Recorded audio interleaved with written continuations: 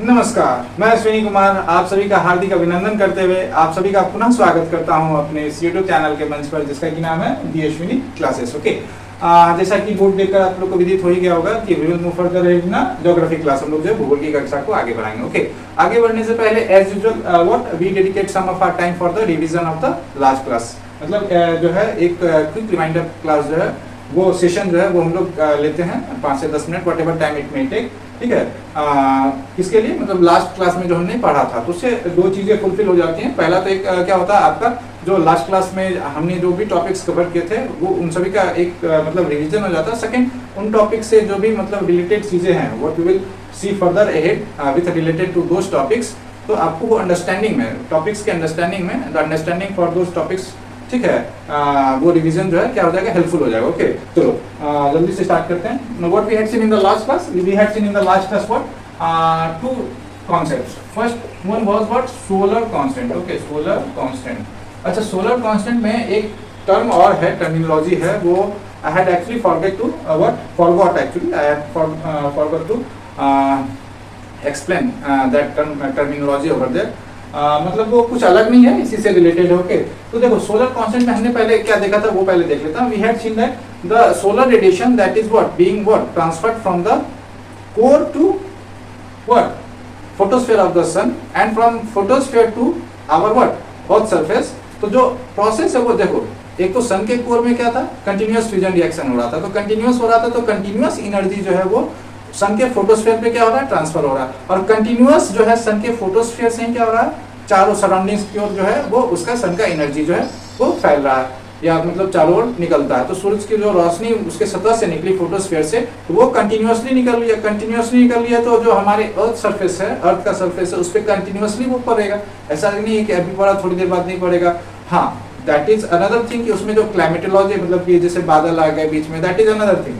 लेकिन वहां से जो आ रहा है, तो जो हमारा सरफेस जो रिसीव कर रहा है, अगर बीच में बादल भी आ गया तो जो उसके कारण जो फिल्ट्रेशन हो गया, जो भी अमाउंट ऑफ सोलर एनर्जी जो है, सोलर रेडिएशन जो वो अलाउ कर रहा है आने के लिए पृथ्वी पे, that is also what constant, क्योंकि एक सेम अमाउंट क्या कर रहा है, वो फिल्टर करके आने दे रहा है उस पर्टिकुलर सतह पे। ठीक है, तो हम लोगों ने क्या देखा था कि whatever we had seen, अब देखो क्लाउड, बहुत सारी चीजें फैक्टर्स होती है, क्लाउड की डेंसिटी पे भी डिपेंड करता है।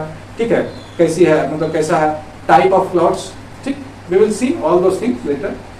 फिलहाल ये क्या है कि जो amount of solar radiation that is being what received by the earth surface, मतलब पृथ्वी के सतह के द्वारा जो रिसीव किया जा रहा है, that is what constant, that is constant. क्यों कांस्टेंट? क्योंकि वो कंटीन्यूअस फ्यूजन रिएक्शन वहां से कंटीन्यूअस फोटोस्फीयर से continuously it is being transferred to the what, it is being spreaded in all the direction from the photosphere. ठीक है, और हमारे मतलब पृथ्वी के एटमॉस्फेयर में इंसेप्ट होने के बाद हमारे सतह पर भी वो कांस्टेंट मतलब कंटीन्यूअसली हो रहा है। ठीक, तो उसमें हमने क्या देखा था, उसका जो कांस्टेंट था उसका वैल्यू क्या था, क्योंकि हम इसका कांस्टेंट हम लोगों ने देखा था क्या था, इसका unit langley. Okay, langley, okay, 2 langley was the value of the solar constant. तो मतलब क्या था, देखो अमाउंट ऑफ सोलर रेडिएशन यानी कि एनर्जी हो गया received by the earth surface per unit area per unit time, यानी कि 2 कैलोरी। कैलोरी मतलब क्या हो गया, energy of 2 calorie of energy is being what received by what per unit area, यानी कि metre square, per unit time यानी कि मिनट में हम लोग ले रहे थे, तो यानी 1 मिनट में जनरली हमको कितना, 2 कैलोरी जो है, 2 कैलोरी एनर्जी जो है अर्थ सरफेस के द्वारा रिसीव किया जा रहा था, that is what solar constant. इसी से रिलेटेड एक कॉन्सेप्ट है, that is solar irradiance. Solar irradiance, solar irradiance मतलब वही हो गया rate of solar energy, rate of what solar radiance received by the what earth surface, यानी पावर कह लो, दैट इज सेम थिंग। देखो टोटल सोलर इरेडियंस ही जो है जनरली हम लोग उसको जब एवरेज एक मीन लेते हैं, तो मीन लेंगे तो क्या होगा, वो सोलर कांस्टेंट कहलाता है। ओके, तो देयर आर मतलब ऐसा नहीं कि अलग चीजें हैं, दोनों एक दूसरे से रिलेटेड हैं। ओके, तो यानी कि क्या हो गया, rate of what solar radiation received by the earth surface. अच्छा देखो रेट है तो वही हो गया ना, जिस रेट से ये सोलर रेडिएशन रिसीव कर रहा है अर्थ सरफेस, तो वहां भी क्या था, क्या था, amount of solar radiation receive by what earth surface per unit area per unit time है, तो मतलब क्या हो गया, रेट ही हो गया। ओके, चलो तो ये एक कॉन्सेप्ट यहाँ पे छूट गया था, सोलर इरेडियंस, वो मैंने बता दिया। चलो अब second what we had seen the concept of what albedo. Albedo क्या था? देखो सूरज से जो रोशनी पृथ्वी पे आ रही है तो क्या हो रहा है कि कुछ जो है some fraction of what solar radiation is being reflected back into the atmosphere by the earth surface. ठीक है, सारे के सारे एब्जॉर्ब तो नहीं हो जा रहे हैं। अब जिस टाइप का जैसा सरफेस है वैसा क्या हो रहा है, उसका रिफ्लेक्शन हो रहा है, उतना अमाउंट ऑफ जो है आपका जो सोलर रेडिएशन है that is being reflected back into the space bye the what earth surface. तो यहाँ पे क्या था, यानी कि हम लोगों ने क्या देखा था, fraction of what solar radiation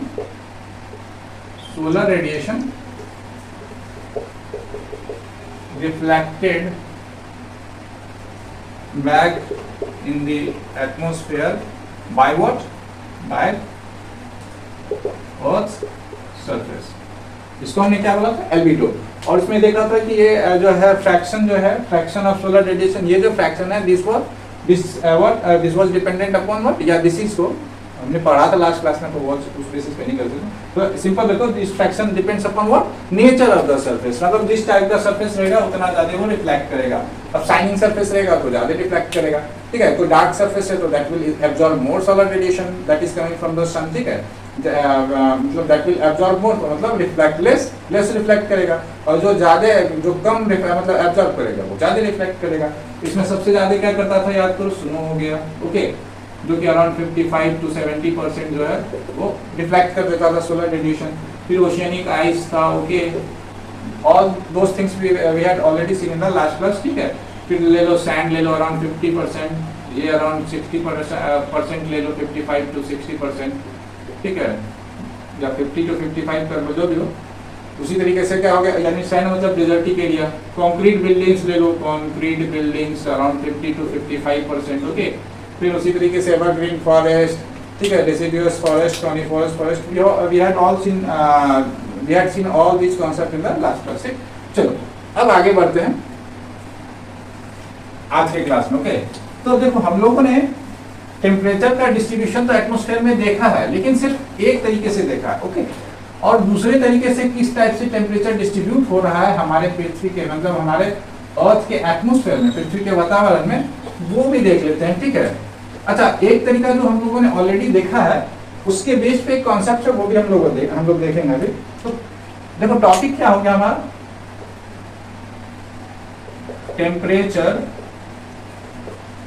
temperature distribution of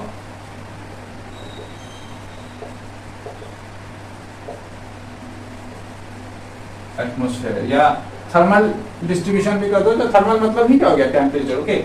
अच्छा, इसमें दो तरीके हैं, दो तरीके से टेम्परेचर क्या डिस्ट्रीब्यूट है हमारा। एक तो हो गया वर्टिकल, ये we had already discuss this concept, और ये हम लोग करेंगे अभी क्या, हॉरिजॉन्टल, यानी कि horizontal, okay, distribution. Vertical distribution, horizontal distribution. अच्छा, वर्टिकल डिस्ट्रीब्यूशन कैसे था, चलो क्योंकि रिवीजन ही हो जाएगा ये भी। वर्टिकली हम लोगों ने देखा था किस तरीके से हमारा क्या है, टेम्परेचर जो डिस्ट्रीब्यूट हो रहा था थर्मली, जो थर्मली डिस्ट्रीब्यूशन ऑफ क्या, थर्मल डिस्ट्रीब्यूशन किस तरीके से हो रहा था, याद करो। यानी कि अच्छा, इसको ऐसे लिख सकते हैं, टेम्परेचर है तो dt with respect to what, altitude है या हाइट हो गया, वर्टिकल मतलब हाइट, तो dt अपॉन dA ले लो या dh ले लो, हाइट ले लो सबसे अच्छा, ओके, स्मॉल h, ठीक। इसको यहां ले लेते हैं, यानी कि dt अपॉन व्हाट, dh, ठीक। हॉरिजॉन्टल में हमारा क्या हो जाएगा, ये हॉरिजॉन्टल में क्या हो गया, हॉरिजॉन्टल लाइन क्या होता है, पैरेलल टू अर्थ सरफेस हम लोग लेंगे, और वर्टिकल क्या 90 डिग्री, तो यानी कि ये लेंथ के हिसाब से हो गया, तो dl upon what, length, dl upon dt, sorry यहां मैंने उल्टा लिख दिया, dh अपॉन dt,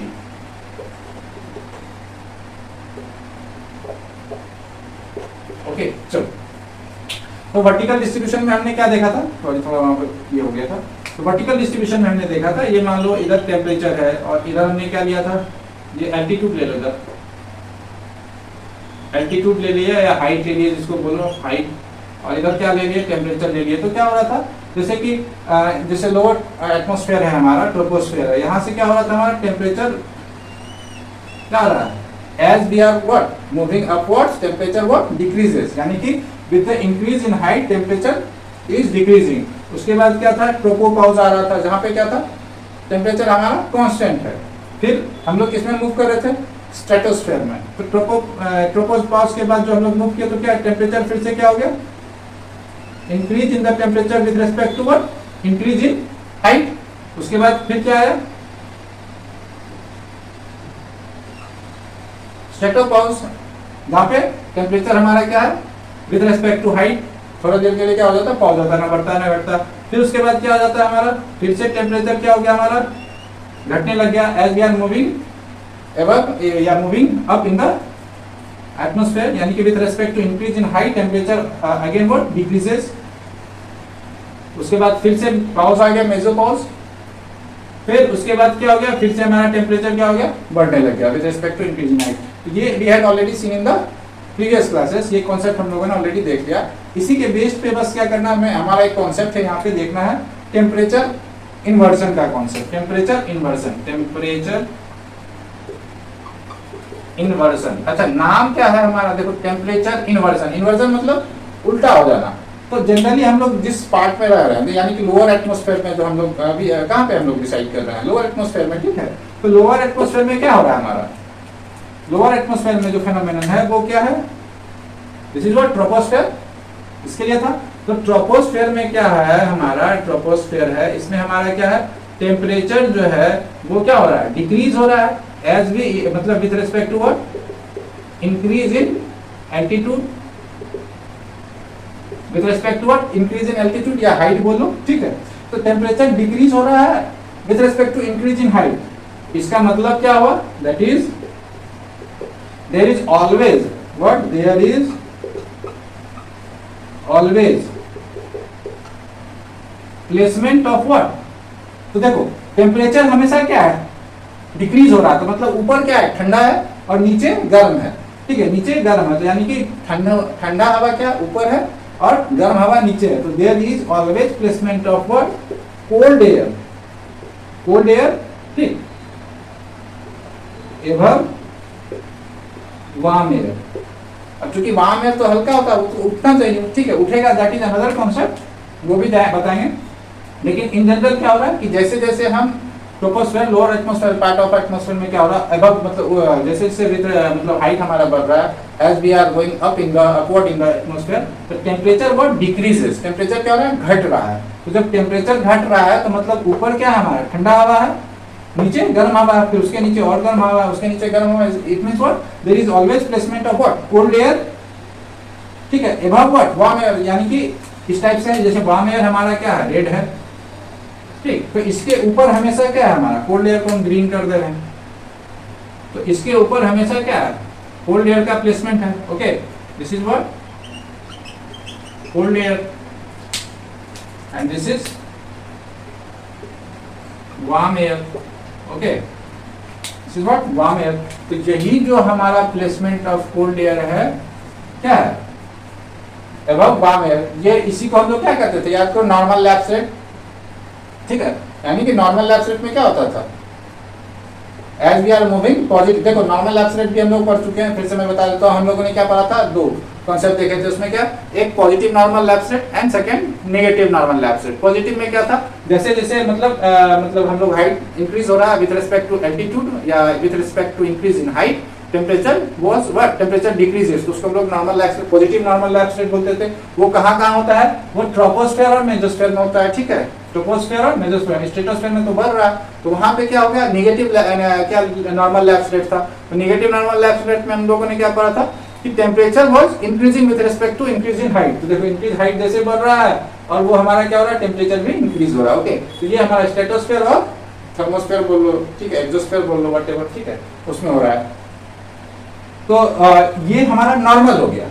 ये नॉर्मल हो गया। लेकिन टेम्परेचर इन्वर्जन जो है, ठीक है, टेम्परेचर हमारा क्या इन्वर्जन, तो ये जो कंडीशन है ये क्या हो जाएगा, इन्वर्ट हो जाएगा। इसका मतलब ये कंडीशन हो गया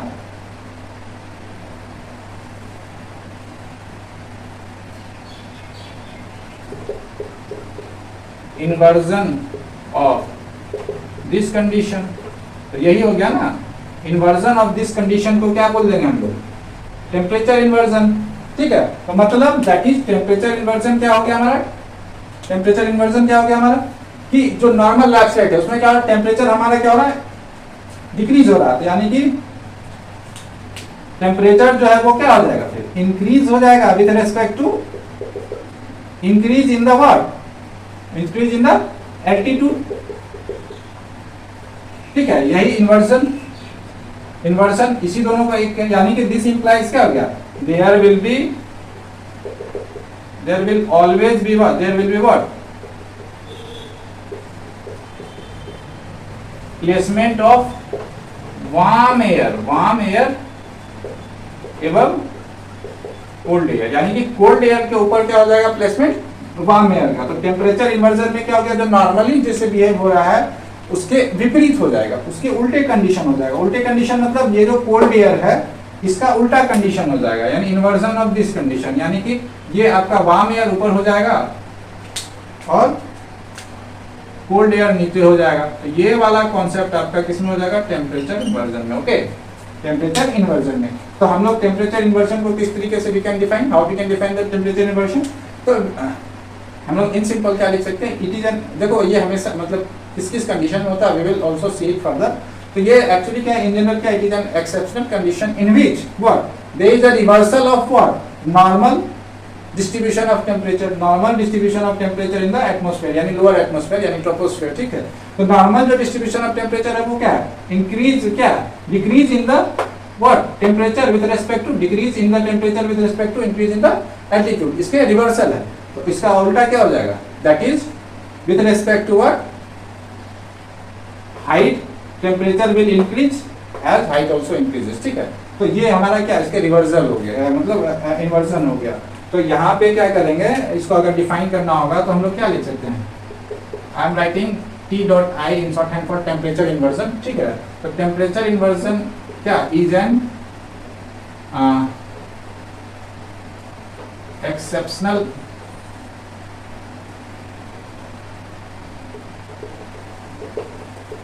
क्लाइमेटिक कंडीशन कर, climatic condition in which what, there is a reversal of what, normal distribution of temperature in the troposphere, यानी कि that is normal lapse rate जो है उसमें रिवर्सल हो जाता है। तो अब इसको हम लोग दैट इज मतलब क्या हो जाएगा, दैट इज टेम्परेचर इंक्रीजेज। ठीक है, as we what go upward in the atmosphere, यानी कि that is temperature increases with respect to what, increase in what, altitude या height. Okay, both are same thing. ठीक है, which means that is there will be what, placement of warm air above cold air. ठीक है, यहाँ पे क्या था, warm air के ऊपर क्या था, cold air था, सॉरी इसमें क्या हो जाएगा, there will be placement of cold air, there will be what, sorry there will be, नहीं मैंने सही बोला था, there will be what, placement of warm air above cold air। उसके पहले कंडीशन में क्या था, placement of cold air above warm air था। ठीक है, अभी इस कंडीशन में क्या हो जाएगा, टेम्परेचर इन्वर्जन में there will be what, placement of warm air above cold air, cold air के above वो होगा। ठीक है, अब देखो कितने टाइप का मतलब क्लासिफिकेशन होता है टेम्परेचर इन्वर्जन का, कितने टाइप्स होते हैं, we will see later in our class, क्योंकि अभी हॉरिजॉन्टल डिस्ट्रीब्यूशन हम लोग पहले देख लेते हैं। ये vertical distribution we had already seen, इसके बेस पे जो एक कॉन्सेप्ट है जो कि हमें आगे काम आएगा, so I have discussed it here. ठीक है, चलो पहले हॉरिजॉन्टल डिस्ट्रीब्यूशन देख लेते हैं। तो I am going to work Ravi, if you want to take a screenshot, just pause the video, take a screenshot. ठीक है, चलो अरे सारा क्यों मिटा है, इधर मिटा दो। ओके चलो अब आ जाते हैं हॉरिजॉन्टल डिस्ट्रीब्यूशन देखते हैं। ठीक, तो हॉरिजॉन्टल डिस्ट्रीब्यूशन में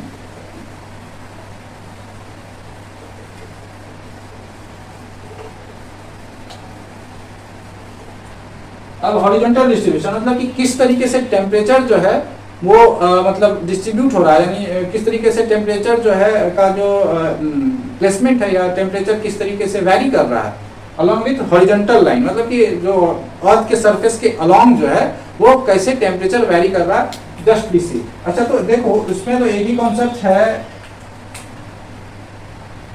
मान लो ये हमारा क्या है,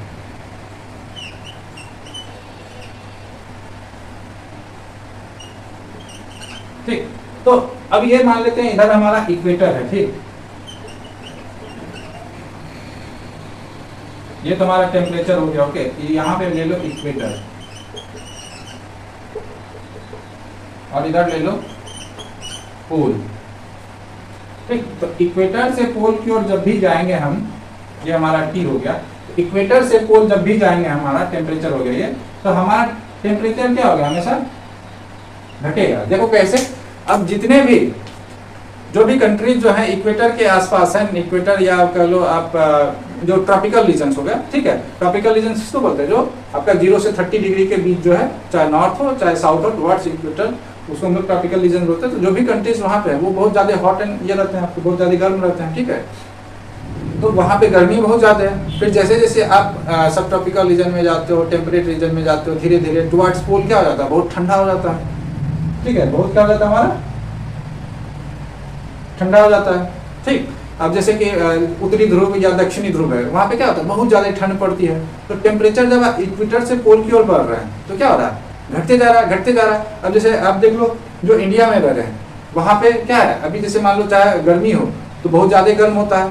ठीक है, और फिर उसी तरीके से फिर आप इंडिया से ऊपर आ जाओ, जैसे चाइना हो गया, वहाँ क्या हो गया, वहाँ भी गर्मी रहेगी क्योंकि लेकिन यहाँ इक्वेटोरियल रीजन और जो इंडिया से है थोड़ा बहुत अगर ज्यादा भी रहता तो that is another thing, that is the concept of what environment. ठीक है, कि एनवायरमेंट पॉल्यूशन जो भी है। ठीक है, लेकिन इन जनरल आप देखोगे वो तो हम कंटिनेंट की बात कर रहे हैं, ऐसे मतलब सॉरी एक कंट्री की बात कर रहे हैं।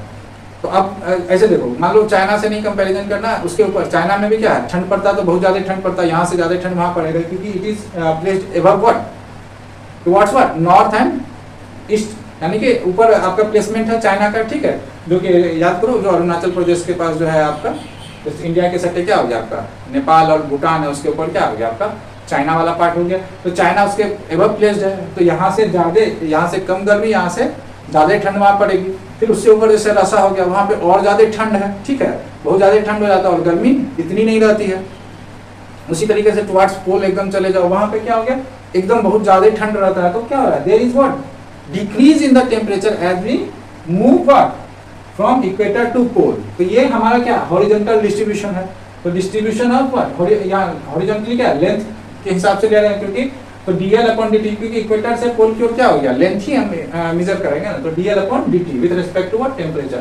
तो यहाँ पे हाइट या एल्टीट्यूड जो करना है dA अपॉन dt कर लो या dh upon dt, whatever you want to write, you are free to write. Okay, तो ये तो हम लोग पढ़ चुके थे। अब ये जो है हमारा क्या हो गया, यहाँ पे लिख लो, it means what, that is there is always what, decrease in temperature as we move from equator to pole। यही है horizontal distribution में।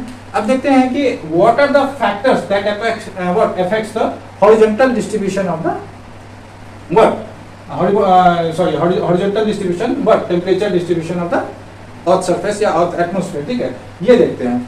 चलो इसे मैं रब कर दे रहा हूं वर्टिकल को।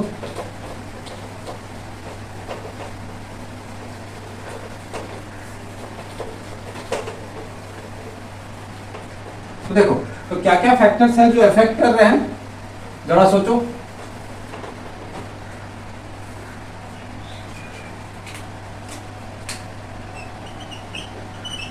Factors affecting the horizontal distribution. Okay, क्या क्या हो सकता है, सॉरी थोड़ा इंक खत्म हो गया है, ठीक है। क्या क्या हो सकता है सोचो। तो सबसे पहला फैक्टर तो जैसे कि लैटिट्यूड, जैसे उस समय भी हम लोगों ने देखा था, तो क्या हो जाएगा latitude plus what angle of incidence, angle of incidence, ठीक।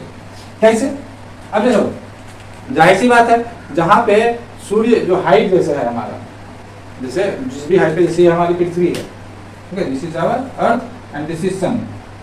मान लो कि ये हमारा जो सन है, याद करो हम लोगों ने क्या बोला था, जैसे ये इक्वेटर है, तो यहां से Tropic of Cancer and Tropic of Capricorn तक ही ये शिफ्ट हो रहा था हमारा, टुवर्ड्स नॉर्थ एंड साउथ। उसके बाद तो नहीं हो रहा था, यहां से यहां गया, फिर याद करो इक्विनॉक्स जैसे हुआ, यहां से फिर आपका क्या हो गया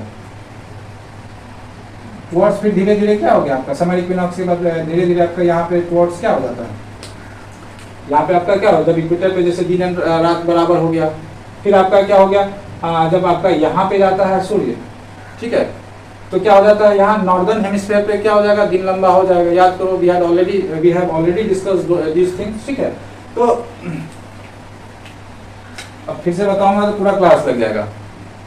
Those who haven't watched that video, please go and watch that video. I have discussed in detail, ठीक है, फिर भी बता दे रहा हूँ थोड़ा बहुत, ठीक, ताकि आप लोगों को ये ना लगे कि हम उस चीज से भाग रहे हैं।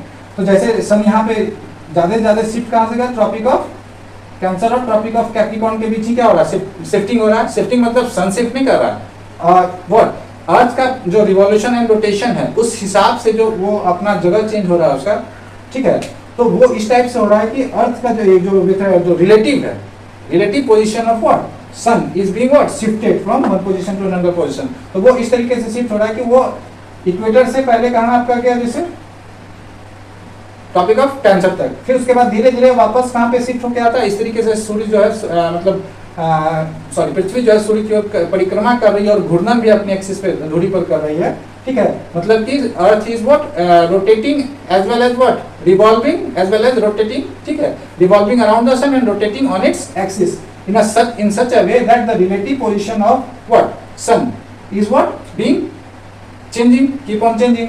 और ये चेंज होता है कहाँ से कहाँ तक, आपका कैंसर और जो शिफ्ट होता है टू ट्रॉपिक ऑफ कैप्रिकॉर्न के बीच में ही शिफ्ट होता है, ठीक है। इक्वेटर से यहाँ तक गया, यहाँ से फिर वापस आया इक्वेटर पे, इक्वेटर से फिर इस तरीके से सन का अर्थ का पोजीशन हो जाता है कि सन फिर कहाँ पे आ जाता है डायरेक्टली हमारा टॉपिक ऑफ कैप्रिकॉर्न पे। याद करो जब यहाँ पे आता था तो नॉर्दर्न हेमिस्फीयर में क्या होती थी, समर सीजन हो गया, ठीक है, और इधर विंटर सीजन हो गया।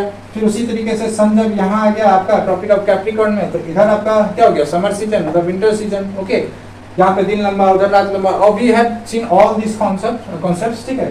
तो अभी बस हमें ये देखना है कि जो एल्टीट्यूड है, ओ सॉरी मैंने लैटिट्यूड लिख दिया, लैटिट्यूड भी बोल सकते हो, ठीक है, लैटिट्यूड, ठीक है, लैटिट्यूड है। तो देखो लैटिट्यूड है, तो लैटिट्यूड क्या था, हम लोगों ने लैटिट्यूड और लॉन्गिट्यूड ऑलरेडी पढ़ा हुआ। लैटिट्यूड क्या है, ये क्या है हमारा, these are all what latitudes। ये क्या हो गया, पोल हो गया, ठीक, ये क्या हो गया, पोल हो गया। तो अब देखो लैटिट्यूड्स क्या था, जो भी हमारे लाइन जो पैरेलल थे किसके, इक्वेटर के, उसी को हम लोग क्या बोले थे लैटिट्यूड्स इन जनरल। लेकिन मैंने उसको समझाया था कि एक्चुअली लैटिट्यूड्स क्या था, कि जो भी हम जो है पृथ्वी के सेंटर से डिस्टेंस मेजर कर रहे हैं, ठीक है, जैसे पृथ्वी के सेंटर से, याद करो मैंने इसलिए बोला कि क्लास बहुत लंबा ऐसे मैं बताते जाऊंगा तो फिर इस क्लास में भी नहीं हो पाएगा। अर्थ के सेंटर से जैसे जैसे हम ऊपर की ओर जा रहे हैं, तो ये जो मेजरमेंट था, जितना एंगल ये क्या कर रहा है, बना रहा है, इसी को क्या बोल रहे थे, ये लैटिट्यूड, यानी कि इसके, याद करो we have discuss this thing. तो लैटिट्यूड आपका क्या हो गया, generally it's was what the, ये 0 डिग्री हो गया, ये 30 डिग्री, तो 30 डिग्री लैटिट्यूड मतलब क्या हो गया, ये 30 डिग्री एंगल बना रहा है आपका, जो अर्थ का सरफेस पे है वो पॉइंट, वो 30 डिग्री बना रहा है from the centre of the angle, 30 degree angle बना रहा है from the centre of the. और ये जितने भी पॉइंट्स होंगे अर्थ के सरफेस पे, वो सभी क्या बनाएंगे, 30 डिग्री ही बनाएंगे, ओके। वो सभी क्या मतलब जो सेंटर ऑफ द अर्थ है वहां से क्या बनाएगा, 30 डिग्री ही बनाएगा, ओके।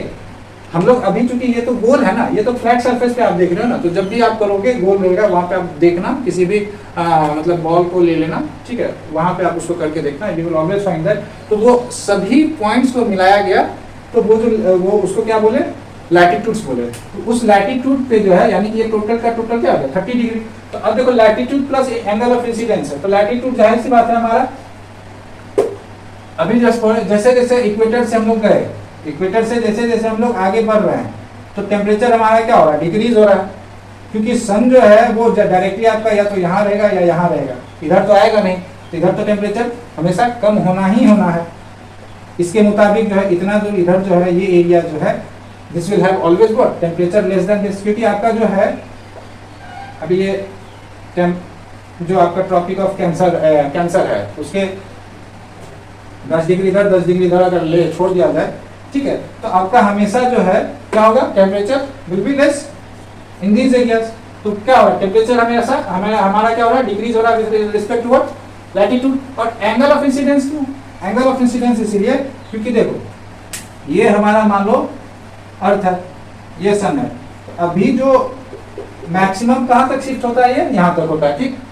तो मान लो अर्थ हमारा अगर टॉपिक ऑफ कैप्रिकॉर्न या कैंसर पर भी पड़ता है, तो यहाँ पे तो ये सीध में होगा, ओके। तो जो solar radiation receive by the earth surface होगा, ठीक है, पर unit area per unit time जो है, तो मान लो ये 1 यूनिट एरिया है, मान लो इतना एरिया है,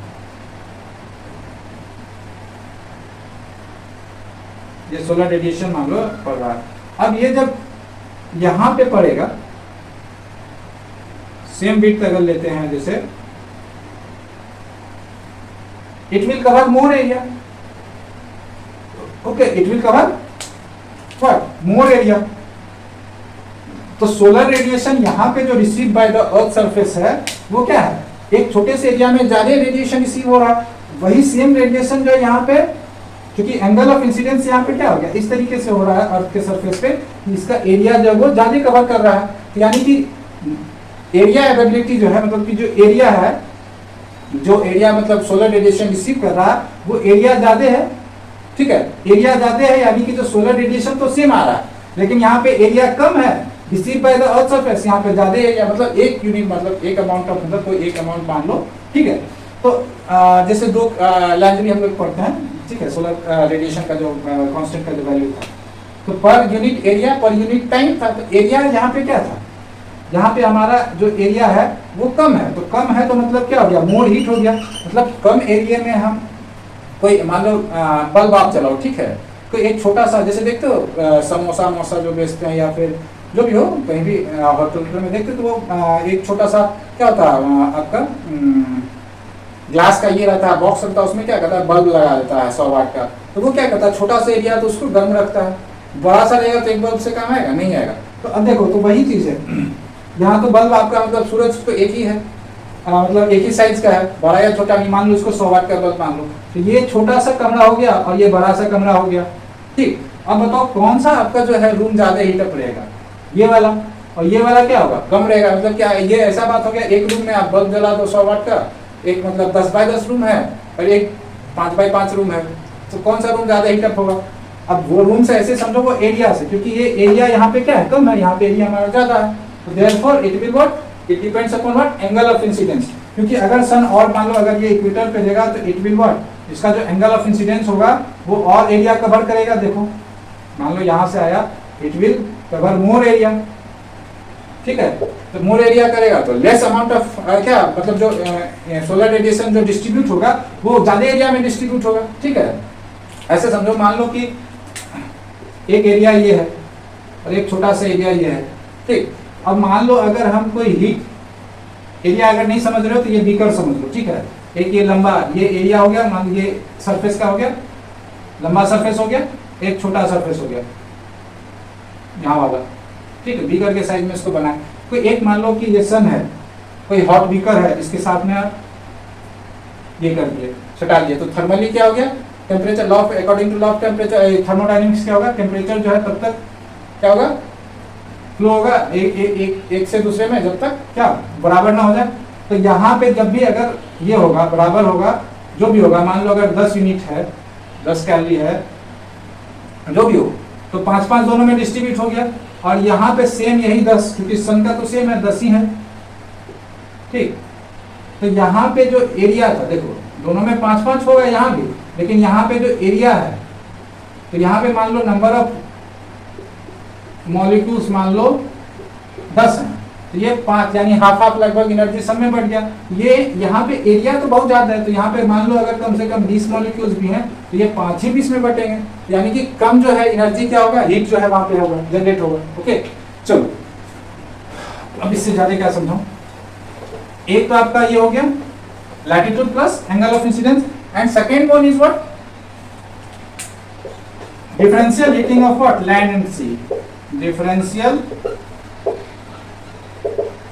heating of land and sea. Okay, जो देखो हमारी पृथ्वी पे क्या है, 70% जनरली जल है, ठीक है। तो यानी कि ओशंस हो गए, चाहे रिवर बॉडी जो भी है, पानी वाला सतह हो गया, और जो हमारा लैंड है, भूमि का सतह है, ठीक है। तो दोनों सतह पे जो हीट पड़ेगा, जो सन का रे पड़ेगा, तो वो डिफरेंशियल मतलब कि वैरी करेगा, अगर मतलब अपने अपने हिसाब से, मतलब कि जो टेम्परेचर, जैसे कि पानी को आप रख दो धूप में, ठीक है, और एक टाइल्स को रख दो धूप में, तो कौन सा ज्यादा गर्म होगा, पानी वाला सरफेस या टाइल्स वाला। जैसे छत पे कभी जाते हो धूप में, दिखते हो छत कितना गर्म हो जाता है, ठीक, और वहीं पे कोई पानी भी रहे तो छत के इतना बराबर गर्म नहीं होगा, ठीक। उसका रीजन वी विल सी। तो that it also depends upon what, difference मतलब what, factors affecting horizontal distribution में क्या है, differential heating of land and sea, ठीक है। डिफरेंशियल हीटिंग, अब जैसे इधर क्या है आपका टुवर्ड्स पोल, जैसे जैसे बढ़ते जा रहे हो उधर, जैसे जैसे मान लो ओशंस का जो है हम लोग अभी देखेंगे किस तरीके से, सदर्न रीजन में देखो आप जनरली क्या ओशंस आपको मिलेंगे, ठीक है, और कॉन्टिनेंट्स इधर आपका ज्यादा हो गया, उधर कम है, ठीक। अगर तो वर्ल्ड में आप देखे होगे, नहीं तो मैं बनाऊंगा थोड़ी देर में, आप लोग देख लोगे, ठीक। चलो अब देखते हैं differential heating of land and sea किस तरीके से होता है, मतलब लैंड और सी कैसे कैसे अलग अलग हीट होता है।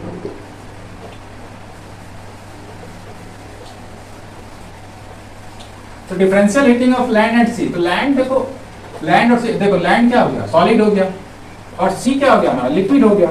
तो अब देखो याद करो, केमिस्ट्री में बचपन में पढ़े हो गया अराउंड 6 या 5th क्लास में, फिजिक्स में भी, मतलब साइंस कह लो, फिजिक्स हो गया या केमिस्ट्री हो गया, व्हाटएवर, उसमें सॉलिड लिक्विड गैस में कुछ बेसिक डिफरेंस था, याद करो।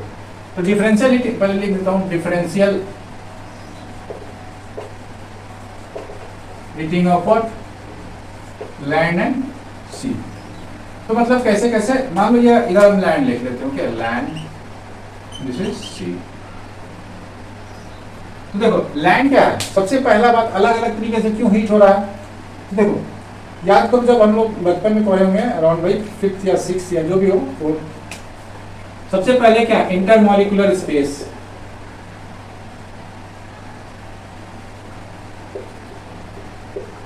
ठीक। याद करो जो सॉलिड होता था उसमें क्या था, जो मॉलिक्यूल्स है वो एक दूसरे से क्या होते हैं, क्लोजली पैक्ड होते हैं, द डिस्टेंस बिटवीन मॉलिक्यूल्स बहुत कम होता है, एक दूसरे से बहुत कम है, इसलिए वो सॉलिड है।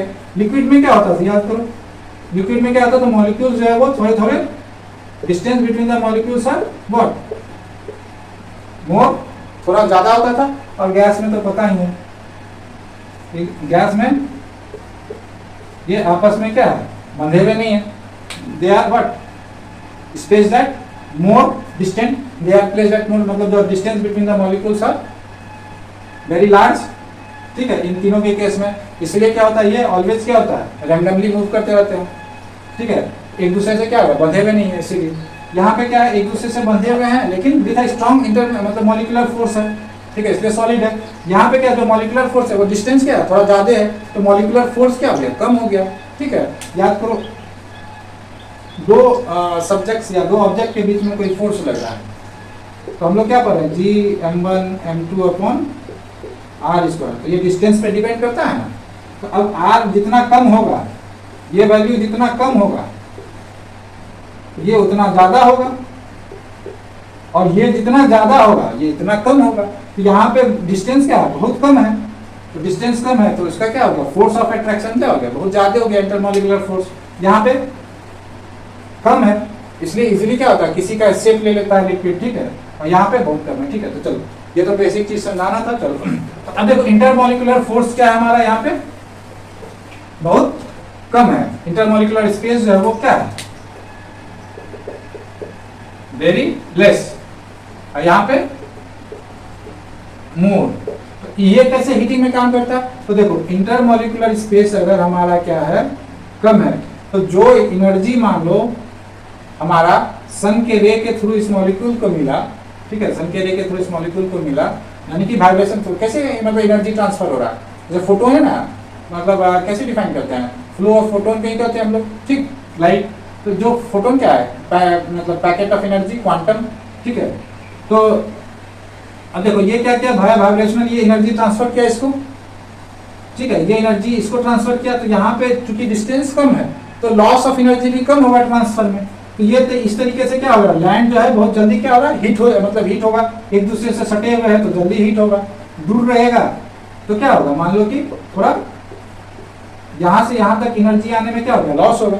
एनर्जी लॉस होगा तो मतलब जो हीट जो है यहाँ पर यहाँ तक आते आते क्या हो जाएगा, हीट बहुत सारा लॉस हो जाएगा, ये क्या हो जाएगा, कम गर्म होगा, और ये क्या हो जाएगा, ज्यादा गर्म होगा, ठीक। तो इंटरमोलिकुलर स्पेस यहाँ पे कम है, वहां पे ज्यादा है, इसलिए क्या हो गया, हीटिंग यहाँ पे ज्यादा होगा, ठीक। ऊपर से क्या है कि सन का रे, ये तो एक मॉलिक्यूल एग्जांपल करके दिखाया मैंने, ठीक। चलो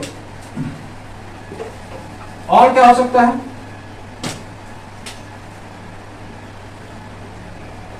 देखो ये तो हो गया इंटरमोलिकुलर स्पेस, और क्या हो सकता है।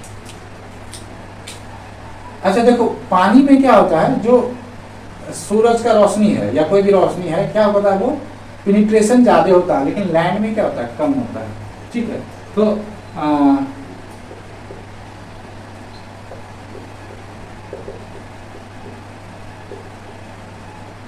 पेनिट्रेशन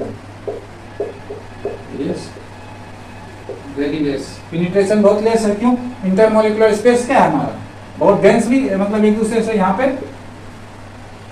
पेनिट्रेशन क्या है हमारा, मोर है, इसकी वजह से क्या होगा, अब लेस है तो जाहिर सी बात है पेनिट्रेशन लेस है, तो मतलब सारा का सारा एनर्जी जो है हमारा वो क्या आ रहा है, मॉलिक्यूल्स में, इन्हीं मॉलिक्यूल्स में क्या हो रहा है, ट्रांसफर हो जा रहा है, क्योंकि नीचे तो पेनिट्रेट हो नहीं रहा है, बहुत कम हो रहा है, हो भी रहा है, तो ये क्या हो रहा है, तो ज्यादा हीट होगा, ठीक है। मान लो कोई चीज जैसे कि गैस है, गैस पे हम चढ़ाते हैं, ठीक, तो एक तो डिस्टेंस होगी, गैस पे हम कोई चीज चढ़ाए, तो एक है आपका फ्लैट सरफेस वाला कुछ है, सेम फ्लेम पे चढ़ाए तो उसको एरिया ज्यादा मिल रहा है, तो वो ज्यादा जल्दी गर्म होगा उसमें अगर कुछ रखे, और एक है मान लो पतला सा बीकर टाइप का कुछ चढ़ाया उसमें पानी या ग्लास में चढ़ा दो, ठीक है, तो इसको क्या होगा, एरिया कम मिल रहा है, ठीक है, और सेम डिस्टेंस पे ही रखे हैं, प्रेशर उसका सब सेम रखे, तो ये क्या होगा, उसको कम सब मतलब ज्यादा समय लगेगा गर्म होने में, ठीक।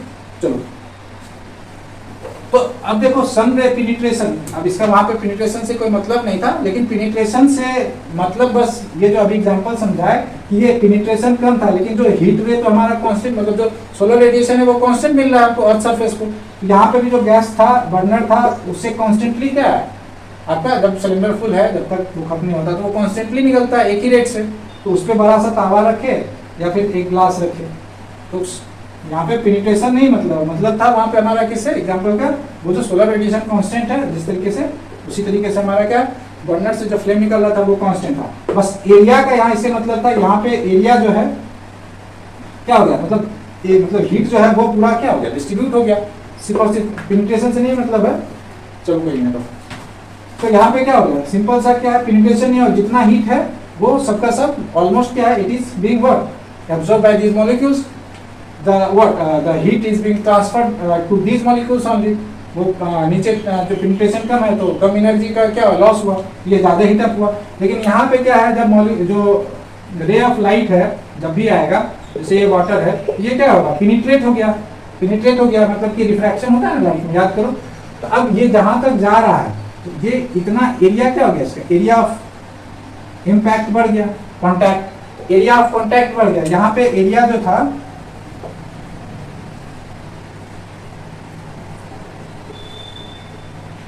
क्योंकि यहाँ पे मान लो कि एक ही इस विड्थ का अगर हम बीम ऑफ लाइट लेते हैं, ठीक है, सेम कॉन्सेप्ट जो अभी बताए थे, इस विड्थ में क्या है, एक तो एरिया मतलब जो एरिया अवेलेबिलिटी है वो क्या है, कम है, और पेनिट्रेट भी नहीं कर रहा, ये गर्म ज्यादा होगा। अब इसी विड्थ का अगर हम मान लो बीम ऑफ लाइट इधर लेते हैं, ठीक है, इसका एरिया अवेलेबिलिटी क्या हो गया, बढ़ गया। इतने सारे मॉलिक्यूल्स में क्या होगा, ये डिस्ट्रीब्यूट होगा एनर्जी। यहाँ पे तो बस कम ही मॉलिक्यूल्स में डिस्ट्रीब्यूट होगा एनर्जी, ठीक। तो ये ऊपर से मॉलिक्यूल्स क्या है, थोड़े थोड़े डिस्टेंस में है, एक से दूसरे जगह एनर्जी ट्रांसफर होगा तो लॉस भी होगा, यहाँ से यहाँ ट्रांसफर होने में, यहाँ से यहाँ लॉस होगा, ठीक है। तो ये हो गया। तो यानी कि जो पेनिट्रेशन पावर है सन का सॉलिड और लिक्विड में, वो भी इंपैक्ट करता है किस पे, हमारा differential heating of line and sea, ठीक। चलो थर्ड में क्या है, और क्या हो सकता है। अच्छा, इसको ऐसे भी लिख सकते हो, यानी that is solar radiation received by what,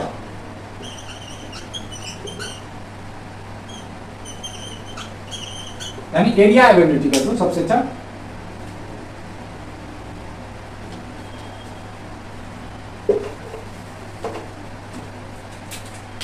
that is area availability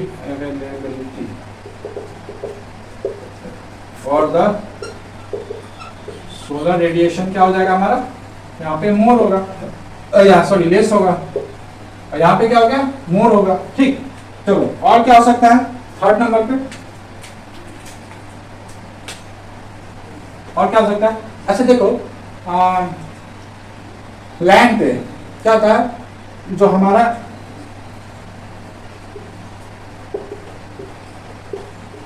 ये सी है हमारा या ओशन है, यहाँ पे सन का रेप पड़ रहा है, ठीक है, ये सी है और ये हमारा लैंड है। अनटिल अनलेस ये लैंड एकदम भींगा हो या फिर ये हो। अच्छा ये बताओ इवापोरेशन कहाँ से ज्यादा होगा, जहाँ सी है तो यहाँ पे मोर इवापोरेशन, यहाँ पे लेस इवापोरेशन। अब मन में ये आ रहा होगा ख्याल कि इवापोरेशन ज्यादा और कम होने से ये टेम्परेचर किस तरीके से मतलब को अफेक्ट कर रहा है, या टेम्परेचर डिस्ट्रीब्यूशन को। अब समझो कि जैसे घड़ा वाला एग्जांपल हम लोगों ने डिस्कस किया था कि घड़े से क्या होता है, पानी किसी भी सरफेस पे मतलब जो है मतलब इवोपोरेशन हो रहा है, कोई भी सरफेस से अगर इवोपोरेशन हो रहा है तो वो सरफेस जो है इवोपोरेशन, जिस भी सरफेस पे इवोपोरेशन होगा वो सरफेस आपका ठंडा हो जाएगा। फिर ठीक है, हाथ में जब पेट्रोल लेते हैं तो वो ठंडा क्यों लगता है, क्योंकि उसका जैसे 30 डिग्री पे ही क्या हो जाता है, उसका आपका यह इवोपोरेट हो जाता है। तो इवोपोरेशन हो रहा है तो मतलब वो कंटिन्यूसली इवोपोरेट हो रहा है, तो वो आपको क्या कर रहा है, सरफेस को ठंडा कर रहा है, इसलिए आपको ठंडक महसूस होता है।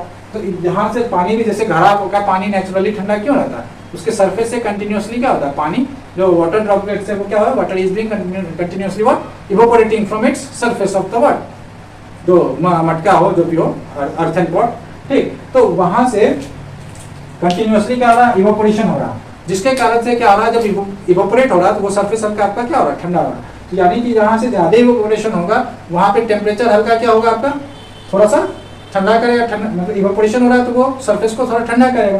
यहाँ पे इवोपोरेशन कम हो रहा है क्योंकि जनरली समर सीजन में क्या है आपका ड्राई रहता है लैंड, ठीक। मॉनसून रीजन में आपका वेट रहता है, फिर और भी है बहुत सारा, जैसे वेटलैंड्स हो गया, ग्रासलैंड्स हो गया, जो भी हो। तो लेस इवोपोरेशन हो रहा था यानी कि लेस आपका क्या हो गया, जो टेम्परेचर इवोपोरेशन लेस हो रहा था यानी कि जो सरफेस का ठंडा है, मतलब इवोपोरेशन होने के बाद जो सरफेस ठंडा होता है वो यहाँ पे वो फेनोमेनन कम हो रहा है, वहाँ पे ज्यादा हो रहा है। इसलिए क्या हो रहा है, टेम्परेचर जो डिस्ट्रीब्यूशन हो रहा है उसमें हमारा क्या हो रहा है, ये वेरी इंपॉर्टेंट रोल प्ले कर रहा है हॉरिजॉन्टली, ठीक है। तो ये जनरली फैक्टर्स हैं जो क्या अफेक्ट करते हैं किस पे, मैंने टॉपिक नहीं लिखा है, यहाँ पे लिख देता हूँ, फैक्टर्स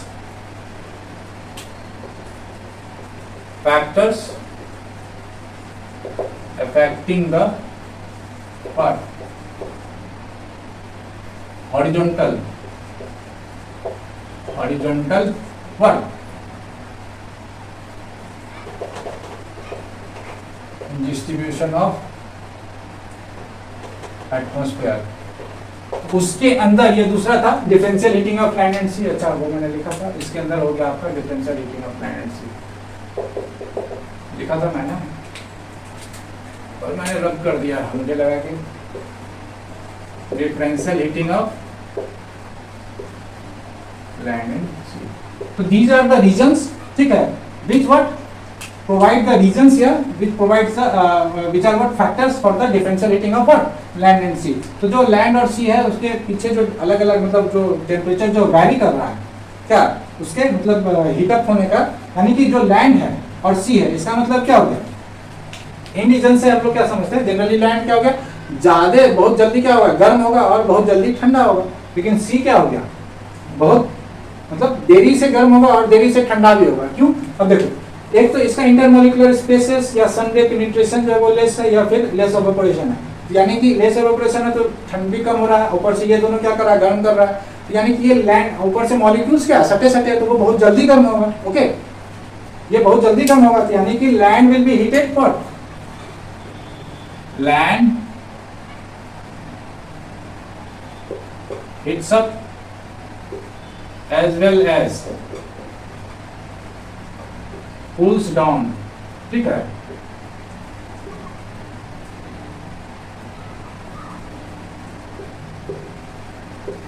more quickly, ठीक है, more quickly मतलब with respect to sea, तो लैंड जो है वो हमारा क्या हो रहा है जल्दी, जो भूमि है वो जल्दी गर्म भी हो रहा है और जल्दी ठंडा भी हो जा रहा है, ठीक है, क्योंकि जैसे जैसे जैसे रात होता है तो क्या हो गया कि जो एनर्जी है मॉलिक्यूल्स का वो लूज कर रहा है और सब एक दूसरे से क्या है सटे हुए हैं मॉलिक्यूल्स, इंटरमॉलिक्यूलर स्पेस कम है तो क्या हो रहा है कि जो लॉस का जो रेट है वो क्या हो गया बढ़ गया, ठीक। और यहाँ पे क्या है आपका जो सी है, सी heats up as well as cools down slowly, यहाँ पे क्विकली से अच्छा फास्टली लिखो।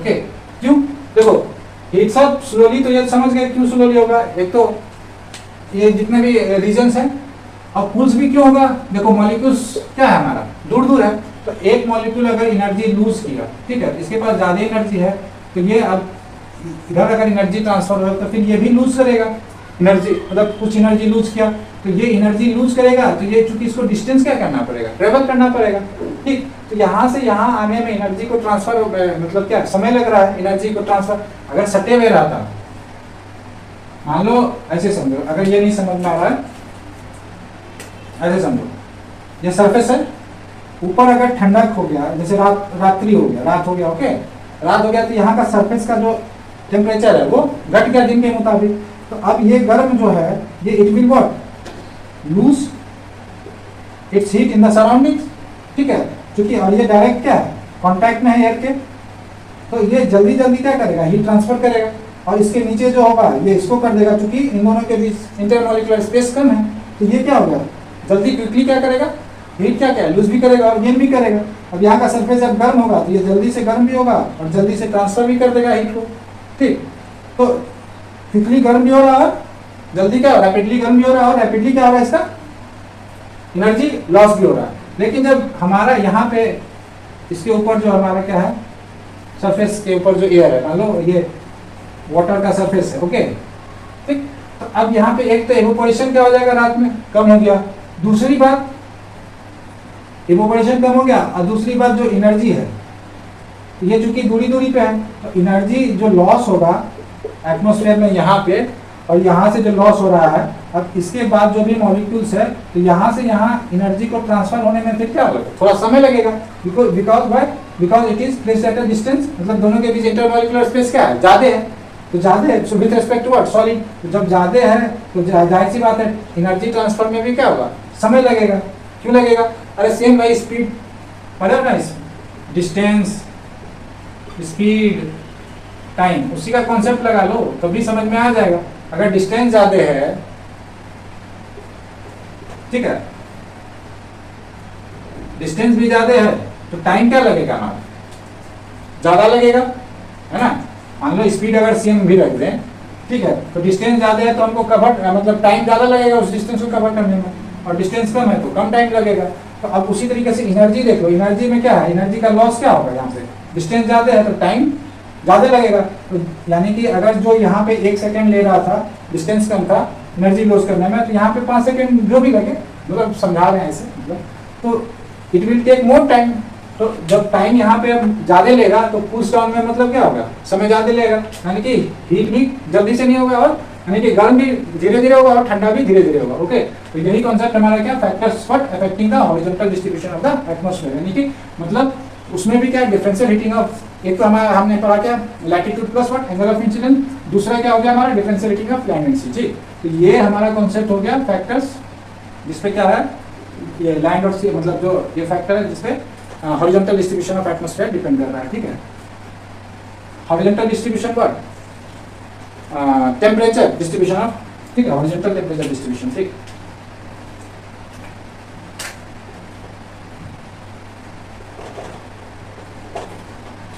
ठीक है, तो अब देखो ये जो लैंड एंड सी है, सॉरी लैंड एंड सी है हमारा, जो differential heating of land and sea है। अब ये जो कॉन्सेप्ट हम लोग देखे, इसके बेस पे एक कॉन्सेप्ट आता है क्या, जिन्हें अच्छा कोई नहीं है तो लिख लोगे।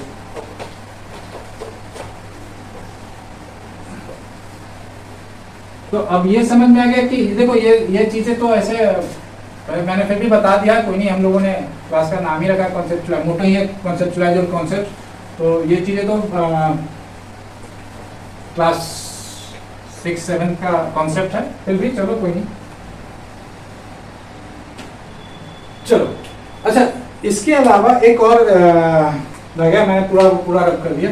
देखो लैंड और सी में क्या है, एक और डिफरेंस है तुम्हारा, क्या है जो डिफरेंशियल हीटिंग हो रहा है हमारा, लैंड क्या है स्टैटिक है, ओके, क्या है ये फिक्स है, अपनी जगह पे क्या स्थिर है। और जो हमारा सी है, सी क्या है, वो मोबाइल है। मोबाइल मतलब मोबाइल फोन नहीं, मोबाइल मतलब क्या है, ये चलायमान है, मतलब कि उसका जो वाटर बॉडी है वो क्या है कंटिन्यूअसली मूव कर रहा है। तो कंटिन्यूअसली मूव कर रहा है तो जाहिर सी बात है कि स्टैटिक है, तो जो भी सोलर सन से रेडिएशन आ रहा है तो वो क्या है एक फिक्स स्थान पे पड़ रहा है, तो डायरेक्टली पड़ रहा है तो क्या होगा, ये हीट ज्यादा होगा, इसका मॉलिक्यूल जल्दी होगा। अब मान लो सन का रे यहाँ पे मॉलिक्यूल्स पे पड़ रहा है,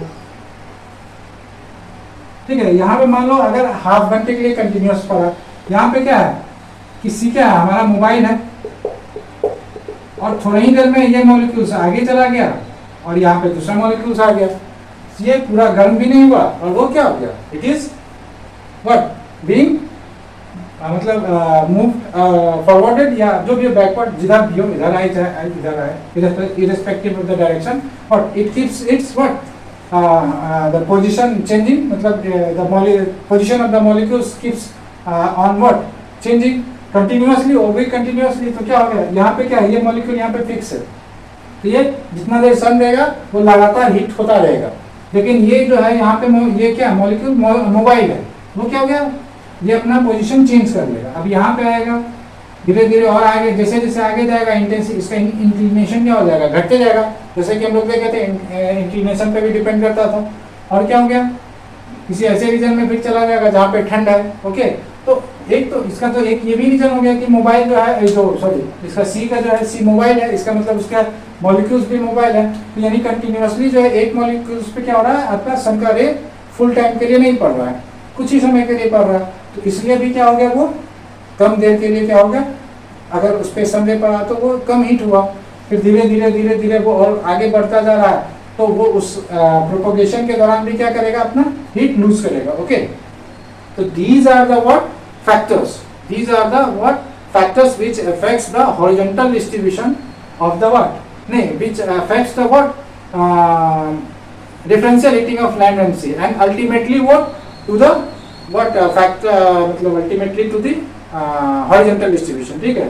यानी कि एक तो differential heating of land and sea है, उसको जो factors हैं, जो ये आपका differential heating है of land and sea में क्या क्या factors थे जो जिसके कारण क्या लैंड और सी जो है आपका अलग अलग तरीके से बिहेव कर रहा है विथ रिस्पेक्ट टू हीट, मतलब किस तरीके से हीट अप हो रहा है, किस तरीके से कूल्स डाउन हो रहा है, और अल्टीमेटली वो क्या कर रहा है फैक्टर्स किसको अफेक्ट कर रहा है, दीज फैक्टर्स जो हमारा हॉरिजॉन्टल डिस्ट्रीब्यूशन है, ठीक है। तो मतलब क्या हो गया ऑन द होल अगर समरी देखें तो क्या हो जाएगा समरी,